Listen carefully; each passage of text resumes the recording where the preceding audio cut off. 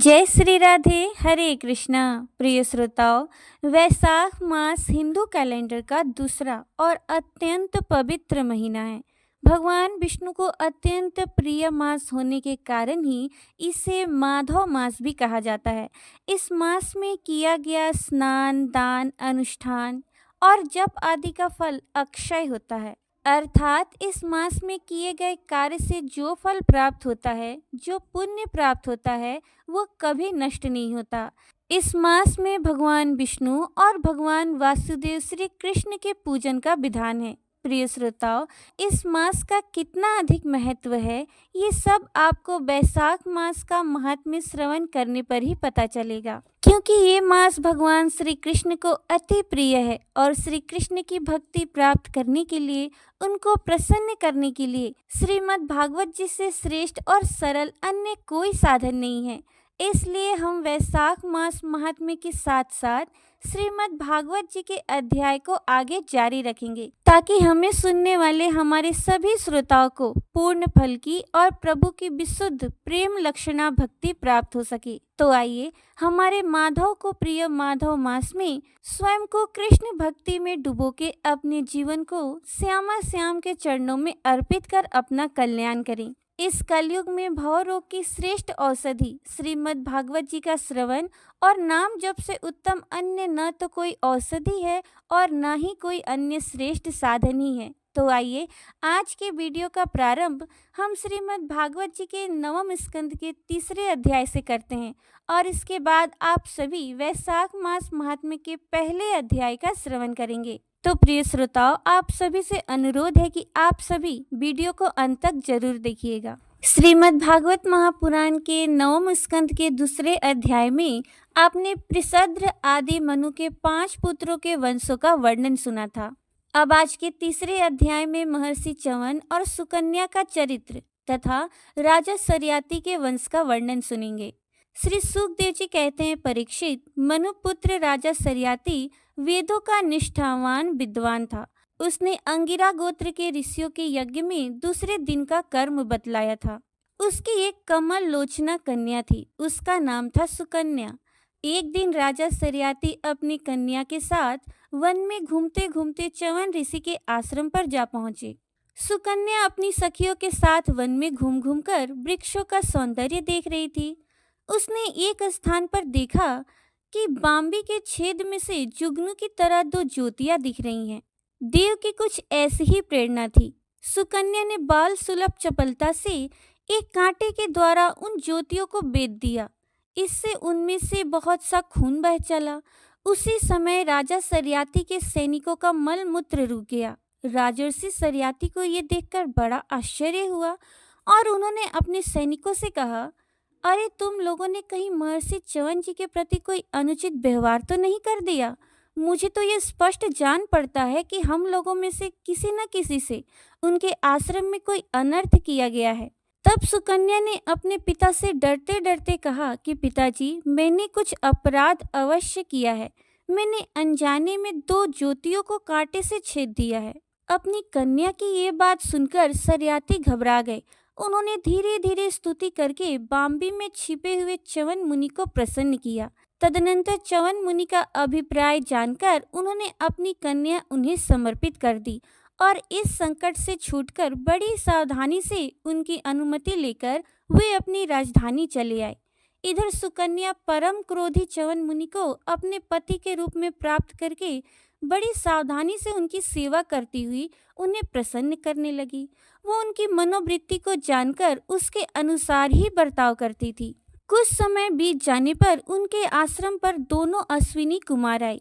च्यवन मुनि ने उनका यथोचित सत्कार किया और कहा कि आप दोनों समर्थ हैं, इसलिए मुझे युवा अवस्था प्रदान कीजिए। मेरा रूप एवं अवस्था ऐसी कर दीजिए जिसे युवती स्त्रियां चाहती हैं।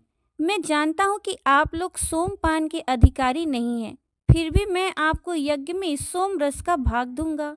वैद्य शिरोमणि अश्विनी कुमारों ने महर्षि च्यवन का अभिनंदन करके कहा, ठीक है, और इसके बाद उनसे कहा कि ये सिद्धों के द्वारा बनाया हुआ कुंड है, आप इसमें स्नान कीजिए। च्यवन मुनि के शरीर को बुढ़ापे ने घेर रखा था। सब और नसें दिख रही थी। झुर्रियां पड़ जाने एवं बाल पक जाने के कारण वे देखने में बहुत भद्दे लगते थे। अश्विनी कुमारों ने उन्हें अपने साथ लेकर कुंड में प्रवेश किया।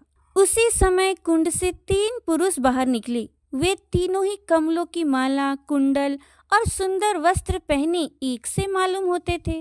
वे बड़े ही सुंदर एवं स्त्रियों को प्रिय लगने वाले थे। परम साध्वी सुंदरी सुकन्या ने जब देखा कि ये तीनों ही एक ही आकृति के तथा सूर्य के समान तेजस्वी हैं, तब अपने पति को न पहचानकर उसने अश्विनी कुमारों की शरण ली। उसके पातिव्रत्य से अश्विनी कुमार बहुत संतुष्ट हुए। उन्होंने उसके पति को बतला दिया और फिर च्यवन मुनि से आज्ञा लेकर विमान के द्वारा वे स्वर्ग को चले गए। कुछ समय के बाद यज्ञ करने की इच्छा से राजा सरियाती च्यवन मुनि के आश्रम पर आए। वहां उन्होंने देखा कि उनकी कन्या सुकन्या के पास एक सूर्य के समान तेजस्वी पुरुष बैठा हुआ है। सुकन्या ने उनके चरणों की वंदना की। सरियाती ने उसे आशीर्वाद नहीं दिया और कुछ अप्रसन्न से होकर बोले, दुष्टे, ये तूने क्या किया? क्या तूने सबके वंदनीय च्यवन मुनि को धोखा दे दिया? अवश्य ही तूने उनको बूढ़ा और अपने काम का न जानकर छोड़ दिया होगा और अब तू इस राह चलते जार पुरुष की सेवा कर रही है। तेरा जन्म तो बड़े ऊंचे कुल में हुआ था। ये उल्टी बुद्धि तुझे कैसे प्राप्त हुई? तेरा ये व्यवहार तो कुल में कलंक लगाने वाला है। अरे राम राम, तू निर्लज्ज होकर जार पुरुष की सेवा कर रही है और इस प्रकार अपने पिता और पति दोनों के वंश को घोर नरक में ले जा रही है। राजा सरियाती के इस प्रकार कहने पर पवित्र मुस्कान वाली सुकन्या ने मुस्कुराकर कहा, पिताजी, ये आपके जमाता स्वयं भृगुनंदन महर्षि च्यवन ही हैं। इसके बाद उसने अपने पिता से महर्षि च्यवन के यौवन और सौंदर्य की प्राप्ति का सारा वृतांत कह सुनाया। वो सब सुनकर राजा सरियाती अत्यंत विस्मित हुए। उन्होंने बड़े प्रेम से अपनी पुत्री को गले से लगा लिया। महर्षि च्यवन ने वीर सरियाती से सोम यज्ञ का अनुष्ठान करवाया और सोमपान के अधिकारी न होने पर भी अपने प्रभाव से अश्विनी कुमारों को सोमपान कराया। इंद्र बहुत जल्दी क्रोध कर बैठते हैं, इसलिए उनसे ये सब सहा नहीं गया। उन्होंने चिढ़कर सरियाती को मारने के लिए वज्र उठा लिया। महर्षि च्यवन ने वज्र के साथ उनके हाथों को वहीं स्तंभित कर दिया। तब सब देवताओं ने अश्विनी कुमारों को सोम का भाग देना स्वीकार कर लिया। उन लोगों ने वैद्य होने के कारण पहले अश्विनी कुमारों का सोमपान से बहिष्कार कर रखा था। परीक्षित, सरियाती के 3 पुत्र थे, उत्तानबरही, आनर्त और भूरिसेन। आनर्त से रेवत हुए। महाराज, रेवत ने समुद्र के भीतर कुशस्थली नाम की एक नगरी बसाई थी। उसी में रहकर वे आनर्त आदि देशों का राज्य करते थे। उनके 100 श्रेष्ठ पुत्र थे, जिनमें सबसे बड़े थे ककुदमी। ककुदमी अपनी कन्या रेवती को लेकर उसके लिए वर पूछने के उद्देश्य से ब्रह्मा जी के पास गए। उस समय ब्रह्मलोक का रास्ता ऐसे लोगों के लिए बेरोक टोक था। ब्रह्मलोक में गाने बजाने की धूम मची हुई थी। बातचीत के लिए अवसर न मिलने के कारण वे कुछ क्षण वहीं ठहर गए। उत्सव के अंत में ब्रह्मा जी को नमस्कार करके उन्होंने अपना अभिप्राय निवेदन किया। उनकी बात सुनकर भगवान ब्रह्मा जी ने हंसकर उनसे कहा, महाराज, तुमने अपने मन में जिन लोगों के विषय में सोच रखा था वे सब तो काल के गाल में चले गए। अब उनके पुत्र, पौत्र अथवा नातियों की तो बात ही क्या कहें। गोत्र के नाम भी नहीं सुनाई पड़ते। इस बीच में 27 चतुर्युगी का समय बीत चुका है। इसलिए तुम जाओ। इस समय भगवान नारायण के अंशावतार महाबली बलदेव जी पृथ्वी पर विद्यमान है। राजन, उन्हीं नर रत्न को ये कन्या रत्न तुम समर्पित कर दो। जिनके नाम, लीला आदि का श्रवण कीर्तन बड़ा ही पवित्र है, वे ही प्राणियों के जीवन सर्वस्व भगवान पृथ्वी का भार उतारने के लिए अपने अंश से अवतीर्ण हुए हैं। राजा ककुदमी ने ब्रह्मा जी का ये आदेश प्राप्त करके उनके चरणों की वंदना की और अपने नगर में चले आए। उनके वंशजों ने यक्षों के भय से वो नगरी छोड़ दी थी और जहाँ तहाँ यूं ही निवास कर रहे थे। राजा ककुदमी ने अपनी सर्वांग सुंदरी पुत्री परम बलशाली बलराम जी को सौंप दी और स्वयं तपस्या करने के लिए भगवान नर नारायण के आश्रम बद्रीवन की ओर चल दिए। इति श्रीमद् भागवते महापुराणे पारमहंस्याम संहितायां नवम स्कंदे तृतीयो अध्यायः। तो प्रेम से बोलिए श्री भागवत महापुराण की जय। वासुदेव श्री कृष्ण भगवान की जय। अब सुनिए वैशाख मास की श्रेष्ठता, उसमें जल, व्यंजन, छत्र, पादुका और अन्न आदि दानों की महिमा। सूची कहते हैं, राजा अम्बरीश ने परमेष्टि ब्रह्मा के पुत्र देवर्षि नारद से पुण्यमय वैशाख मास का महात्म्य इस प्रकार पूछा। ब्रह्मन, मैंने आपसे सभी महीनों का महात्म्य सुना। उस समय आपने ये कहा था कि सब महीनों में वैशाख मास श्रेष्ठ है, इसलिए ये बताने की कृपा करें कि वैशाख मास क्यों भगवान विष्णु को प्रिय है और उस समय कौन कौन से धर्म भगवान विष्णु के लिए प्रीतिकारक हैं। नारद जी ने कहा, वैशाख मास को ब्रह्मा जी ने सब मासों में उत्तम सिद्ध किया है। वो माता की भांति सब जीवों को सदा ही अभिष्ट वस्तु प्रदान करता है। धर्म, यज्ञ, क्रिया और तपस्या का सार है। संपूर्ण देवताओं द्वारा पूजित है। जैसे विद्याओं में वेद विद्या, मंत्रों में प्रणव, वृक्षों में कल्प वृक्ष, धेनुओं में कामधेनु, देवताओं में विष्णु, वर्णों में ब्राह्मण, प्रिय वस्तुओं में प्राण, नदियों में गंगा जी, तेजों में सूर्य, अस्त्र शस्त्रों में चक्र, धातुओं में सुवर्ण, वैष्णवों में शिव तथा रत्नों में कौस्तुभ मणि है। उसी प्रकार धर्म के साधनभूत महीनों में वैशाख मास सबसे उत्तम है। संसार में इसके समान भगवान विष्णु को प्रसन्न करने वाला दूसरा कोई मास नहीं है। जो वैशाख मास में सूर्योदय से पहले स्नान करता है, उससे भगवान विष्णु निरंतर प्रीति करते हैं। पाप तभी तक गरजते हैं जब तक जीव वैशाख मास में प्रातः काल जल में स्नान नहीं करता। राजन, वैशाख महीने में सब तीर्थ आदि देवता बाहर के जल में भी सदैव स्थित रहते हैं।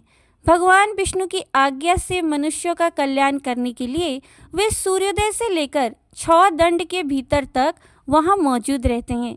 वैशाख के समान कोई मास नहीं है, सतयुग के समान कोई युग नहीं है, वेद के समान कोई शास्त्र नहीं है और गंगा जी के समान कोई तीर्थ नहीं है।